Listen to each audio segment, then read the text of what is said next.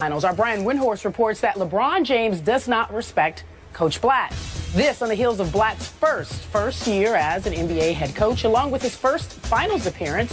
There are many questions about his future. I think it's very clear the way LeBron and some other players don't respect him. I've never seen a situation like this with the star player and coach, certainly not one that lasted. So I think it's unpredictable. But I do think there is something to be said for the fact that Blatt totally yields to LeBron. He takes all the stuff that LeBron gives him, lets it roll off his back, doesn't let it affect his job. And I think at the end of the day, LeBron likes the freedom. He likes having Blatt to kick around, something he couldn't really get away with other coaches in the past. And so I actually think LeBron is okay with him going forward. And if David Blatt is okay with taking the abuse from his star player, which he does, then David Blatt will be back. I think it would be more Blatt's decision than anybody else's at this point. All right, so Stephen A., pretty powerful stuff there from Brian Windhorst, suggesting that LeBron necessarily doesn't respect him but doesn't mind having Coach Blatt around. What do you make of the report? Well, Brian Windhorst is right about some things. He's wrong about others. He's right about the fact that there is definitely an absence of respect for Coach David Blatt and his coaching acumen on the NBA level by LeBron and several other players inside that locker room. They don't believe that he is necessarily equipped to run this basketball team. There's a profound level of respect that they have for Tyronn Lue, significantly upgraded to the level of respect that they have from David Blatt. That much is true. Where I disagree with Brian Windhorst emphatically is this notion that LeBron actually likes having somebody to push around. That's not LeBron James. LeBron James is the kind of person who wants to be coached. He just wants to be coached by somebody who is exceptional at his job. I promise you that if, let's say, for example, a miracle happened, which it never would, of course, and Greg Popovich were coaching the Cleveland Cavaliers, or Doc Rivers were coaching the Cleveland Cavaliers, LeBron James would be ecstatic, because that would be something less that he has to worry about. The more he gets to just do his job and not have to worry about some of the ancillary things on the side, the better off he would be. It's not to say that he wants to be insignificant, that he wants to be treated as somebody who's a laborer, just shut up and play and move out the way. He certainly doesn't want that.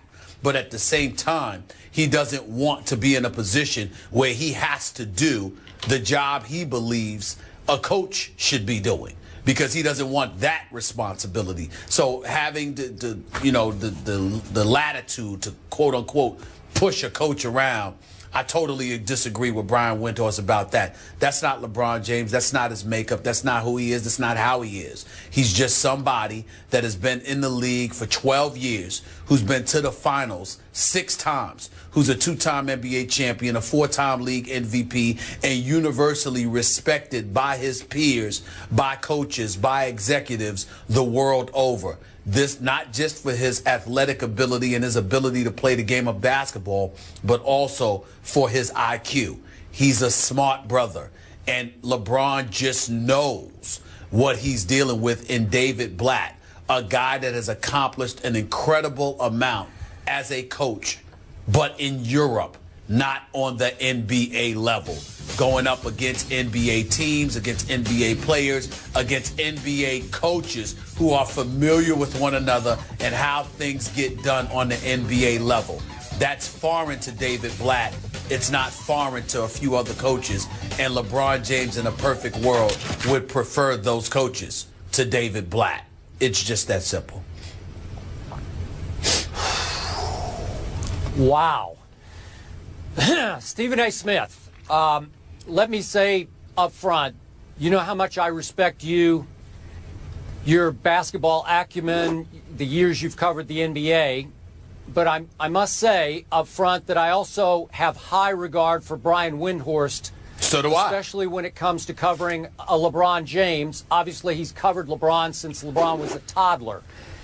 And LeBron last year at the finals volunteered how much respect he has for Brian Windhorst, that nobody has been around him more and has a better feel for him than Brian.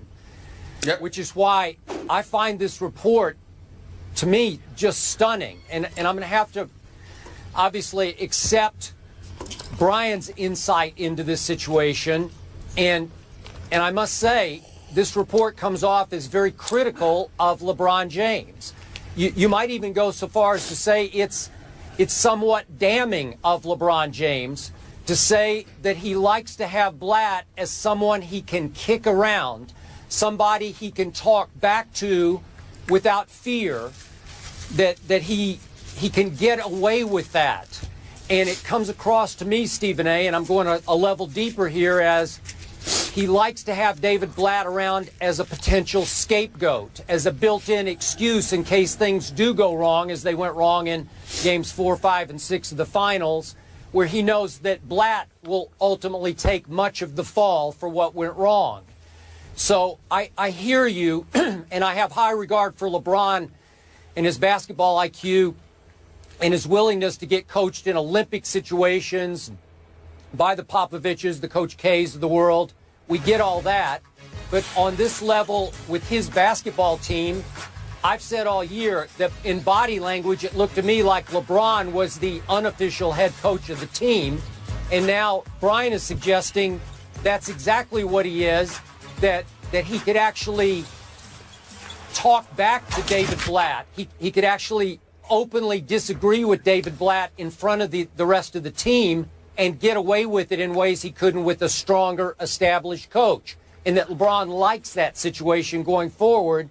And I hadn't thought of that. I said yesterday that I'd also heard from a source close to a number of the players, not including LeBron, that none of the players have much respect for Blatt as a strategic in-game coach, his substitution patterns, his ability to X and O with the other coaches. They thought he was overmatched even in the finals against Steve Kerr.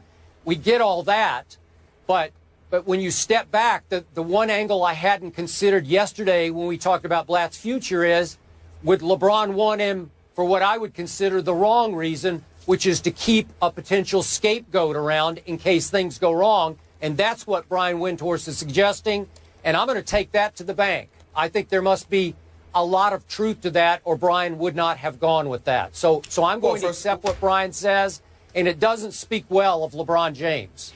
Well, let me say this. You're entitled to accept whatever you want to. I'm not knocking that, and I don't blame anybody for listening to Brian Windhorst when it comes to LeBron James, because Brian Windhorst does an outstanding job covering not just LeBron James, but this league. And I like Brian Windhorst a lot. We talk often, and I have a tremendous level of respect for him. But let's also understand that, you know what, I don't pretend to know everything. But what I know is what I know. And it's based on my reporting and my sources and me being connected to the league for 20 years. And when I tell you I know something, you can book it, because I don't say that very often. I might sit there and deduce, things based on the dots and how they're connected, et cetera, et cetera. But if I tell you I feel a certain way, I have profound reasons for feeling that way. I've had conversations with LeBron James in the past. I've had conversations with every coach that he's played for. I've had conversations with every executive he has played for, with a lot of teammates he has played for. His inner circle I know very well as well. So I take all of those things into consideration, and I'll lean on my years of knowing LeBron James and a thing or two about him over the past decade. And I'm telling you that I don't believe for 1 second that he is an individual that wants a coach that he can push around, because that's more important to him than having a quality coach to help him be more successful.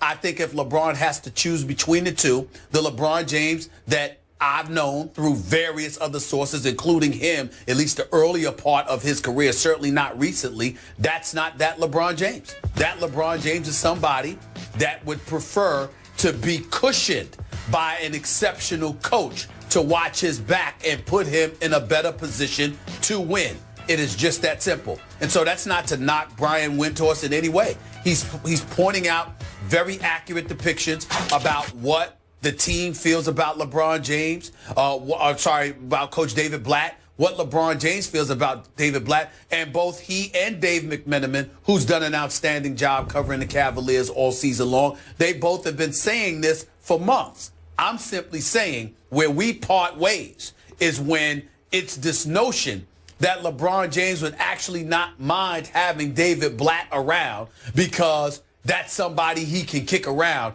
as opposed to having a coach he respects and trust will put him and the team he plays for in the best position to win. LeBron James, that I know, that I've reported on, the people that I've talked to about for about a decade, there is no indication whatsoever that that is a part of his makeup. And when we talk about his IQ and we talk about his commitment to excellence and how badly he wants to win and how he does things the right way, all of that flies into the wind if you're telling us that what takes precedent is that LeBron James would prefer to have a coach to kick around. It makes no sense, and it doesn't vibe with everything we've come to know and love about the best player in the world. So if you're right about that, then it would be incumbent upon LeBron James, as we go into this offseason, to make it very clear to Dan Gilbert he does not want David Blatt back next year.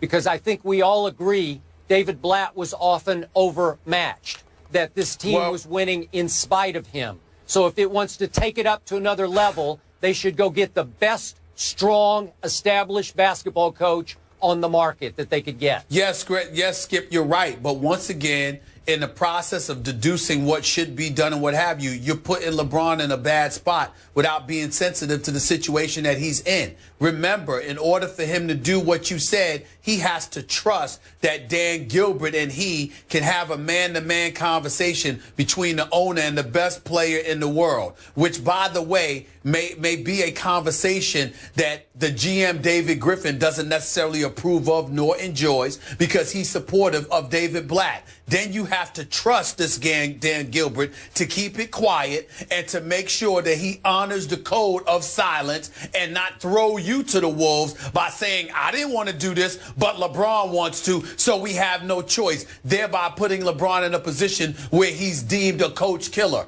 And this is the same Dan Gilbert who wrote the letter that he wrote to LeBron James, questioning his character, basically calling him a traitor when he left Cleveland, also sitting there and implying that LeBron James threw a playoff game. You remember that letter. I'm supposed to sit there and expect LeBron James to trust this man, to have a private conversation where he's telling the man what he wants in the best interest of the franchise, and the man is going to honor that without throwing LeBron James under the bus. If I'm LeBron, I'm not trusting that man to do that. I'm not trusting him. You're the owner.